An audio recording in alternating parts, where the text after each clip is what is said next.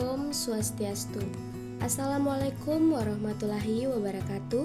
Salam sejahtera untuk kita semua. Shalom, namo buddhaya, salam kebajikan. Halo semuanya, selamat datang di video pembelajaran kami. Pada kesempatan kali ini, kami akan memaparkan mengenai perbedaan individu dengan dosen pengampu Bapak Dr. Agus Budi Wirawan, ST MSI.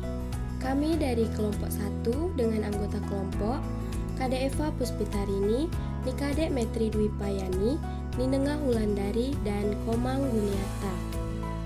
Adapun latar belakang dari materi kami kali ini yaitu setiap anak memiliki karakteristik individual yang berbeda dengan anak lainnya.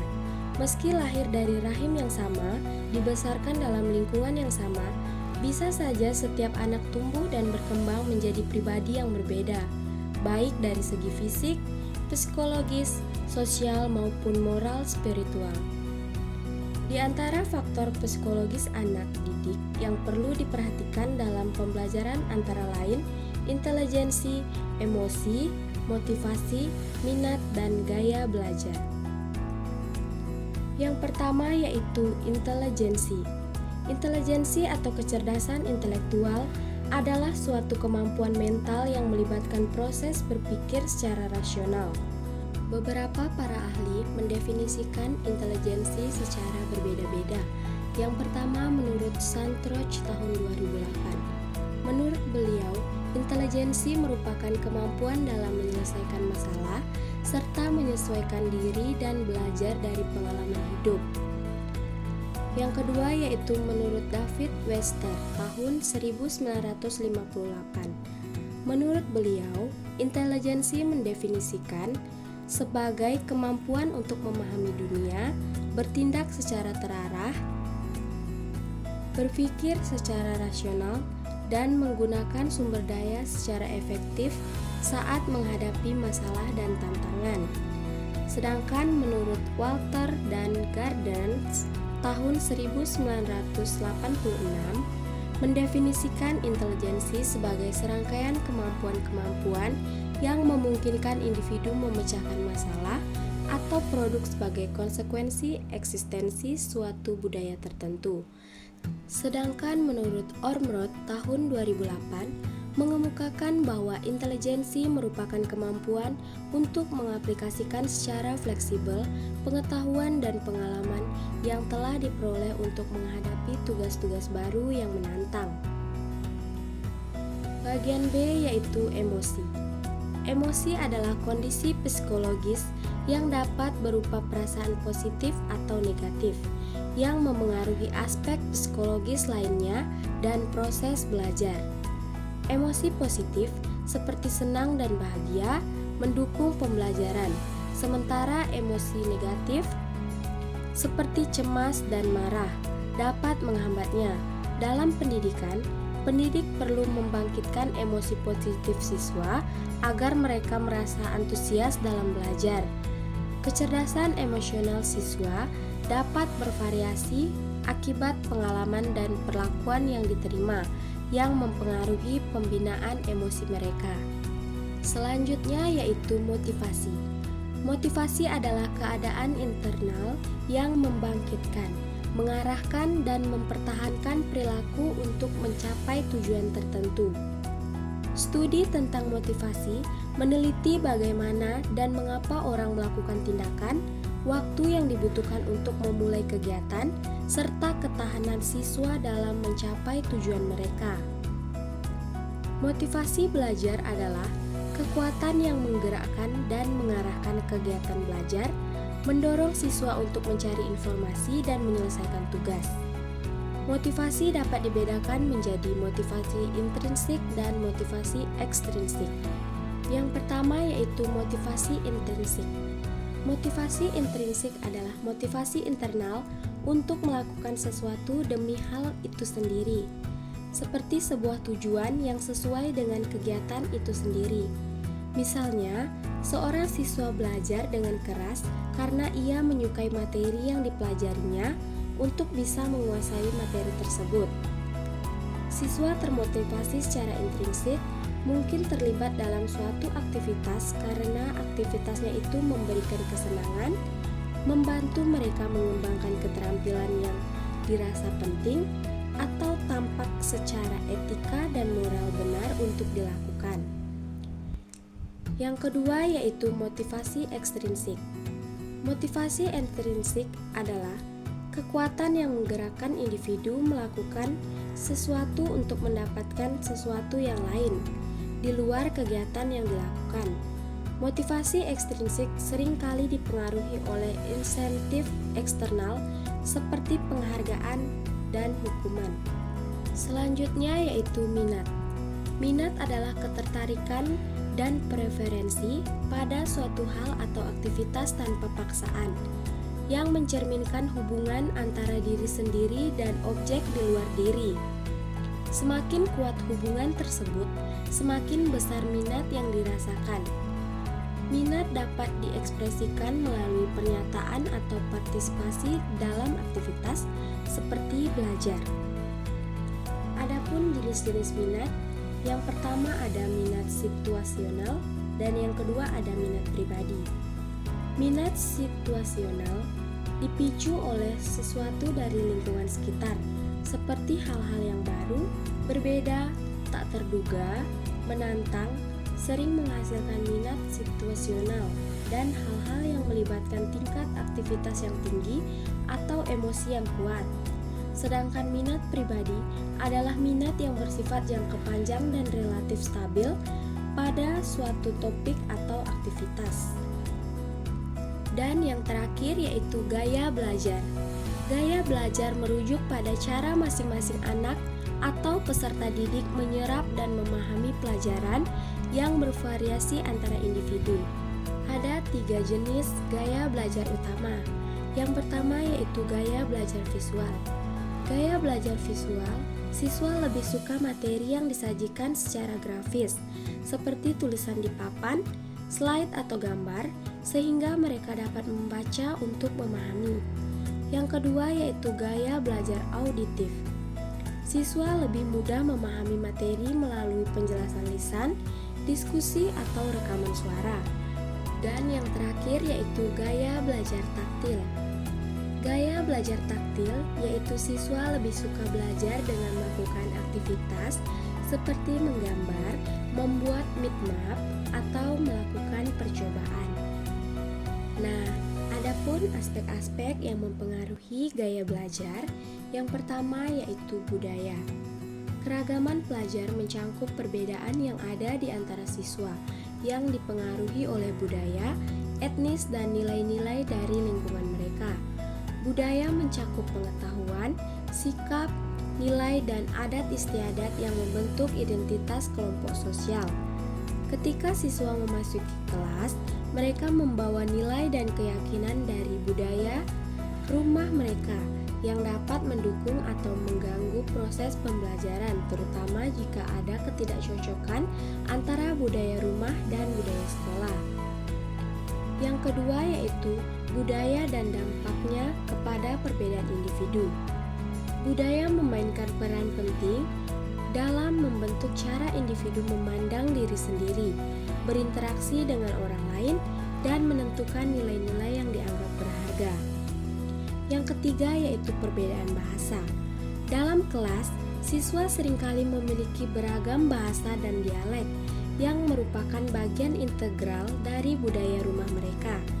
Guru yang efektif dapat menghargai perbedaan ini, terutama bagi siswa yang memiliki bahasa ibu yang berbeda.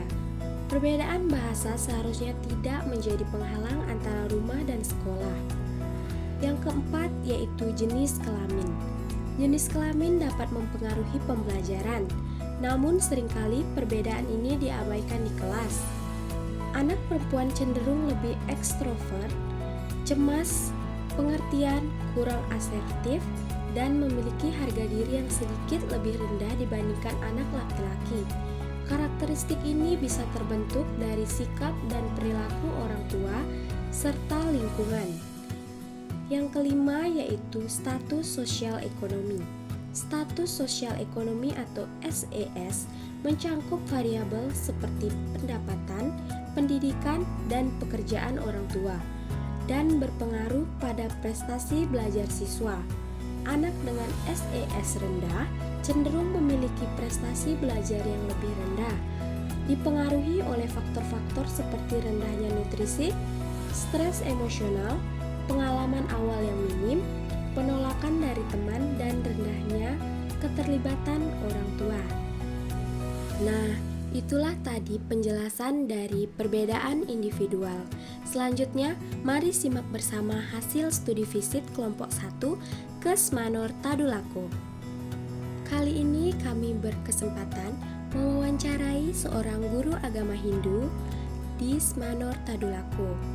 Nama beliau yaitu Bapak Imade Roy Kusuma SPDH. Beliau sebagai guru agama Hindu yang sudah mengabdi di Smanor selama 1 tahun. Beliau mengajar di 3 kelas.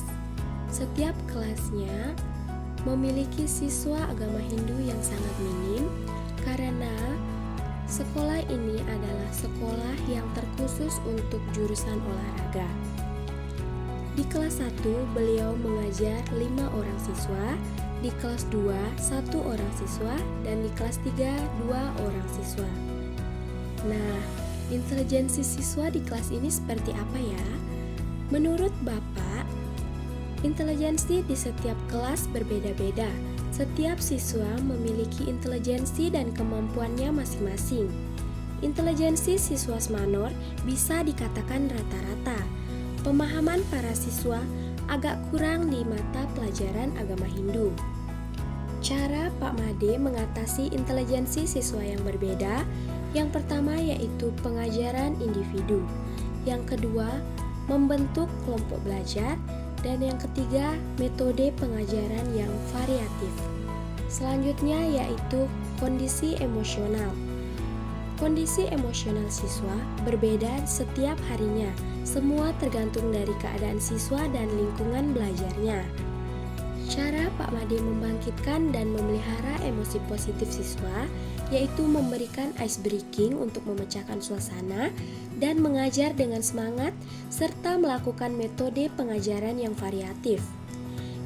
Jika ada siswa yang merasa cemas atau takut ketika mata pelajaran berlangsung, Pak Made melakukan metode pendekatan kepada siswa tersebut. Selanjutnya yaitu motivasi. Nah, pada kesempatan kali ini kami berkesempatan juga mewawancarai seorang siswa dari Pak Made yang bernama Imade Kevin. Kevin merupakan siswa kelas 2B. Motivasi bersekolah dan mengikuti pelajaran menurut Kevin adalah untuk menggapai cita-citanya. Nah, selanjutnya kami mewawancarainya dengan menanyai motivasi intrinsik dan motivasi ekstrinsik. Apa sih motivasi intrinsik dan motivasi ekstrinsiknya? Yang pertama yaitu motivasi intrinsik. Kevin ingin mengembangkan bakatnya di bidang olahraga dan juga Kevin termotivasi dari kakaknya yang merupakan alumni Smanor yang kini sudah berprofesi menjadi seorang tentara. Adapun motivasi ekstrinsiknya merupakan dukungan dari orang tuanya. Kemudian, cara Pak Made memotivasi siswa. Yang pertama, menurut Pak Made yaitu memberikan pujian dan reward. Yang kedua, mendengarkan siswa. Dan yang ketiga yaitu menciptakan suasana kelas yang kondusif. Kemudian, kami menanyai lebih lanjut mengenai bagaimana sih cara orang tua memotivasi Kevin. Yang pertama yaitu memberikan pujian dan penghargaan, dan yang kedua yaitu memberikan perhatian lebih kepada Kevin. Selanjutnya yaitu minat. Kevin adalah siswa yang sangat gemar dalam cabang olahraga atletik. Dalam bidang akademik, Kevin menyukai mata pelajaran biologi dan agama. Nah, dari 10 mata pelajaran yang ada, yang paling diminati Kevin adalah biologi. Menurut Kevin, biologi adalah pelajaran yang asik. Keadaan emosional Kevin saat mengikuti pembelajaran menurut Kevin tergantung pada suasana, kelas, dan lingkungan pada saat itu. Nah, selanjutnya yaitu gaya belajar. Kevin adalah siswa yang mudah mengingat dari yang dilihat dan didengar, yaitu disebut gaya belajar visual dan auditori. Kevin menyukai gaya belajar solitari, lebih suka belajar sendiri dibanding berkelompok. Kevin bersekolah di Smanor dengan memilih tinggal di asrama sekolah. Rutinitas Kevin adalah yang pertama yaitu jam 5 Kevin bangun pagi. Selanjutnya dari jam 5 menuju jam 6.30 ia melakukan latihan. Setelah itu jam 7 sampai jam 1 Kevin bersekolah. Setelah pulang dari sekolah, jam 3 sampai jam 5 sore Kevin melanjutkan latihannya. Setelah jam 5 Kevin beristirahat. Gaya belajar Kevin di asrama menyesuaikan dengan kondisi asrama. Berikut merupakan hasil dokumentasi dari studi visit kelompok 1. Nah, itulah tadi hasil wawancara kami dengan guru dan siswa di Smanor Tadulako. Yang terakhir yaitu kesimpulan. Kesimpulan dari materi kami pada kali ini yaitu perbedaan individual merujuk pada karakteristik, kemampuan, dan preferensi unik yang dimiliki setiap orang. Hal ini mempengaruhi perilaku, cara berpikir, belajar, dan berinteraksi antar individu. Menerima perbedaan tersebut penting untuk menciptakan lingkungan inklusif yang menghargai keberagaman. Dalam konteks lembaga pendidikan, perbedaan individual dapat menjadi aset, meningkatkan kreativitas dan inovasi melalui beragam perspektif. Oleh karena itu, memahami dan menghargai perbedaan individual adalah kunci untuk membangun masyarakat yang lebih baik dan adil. Baik, itulah tadi pemaparan materi dari kelompok kami mengenai perbedaan individual. Mohon maaf bila ada perkataan yang kurang berkenan. Akhir kata saya tutup dengan doa para Masanti. Om Santi Santi Santi Om. Wassalamualaikum warahmatullahi wabarakatuh. Salam sejahtera untuk kita semua. Shalom, namo buddhaya, salam kebajikan.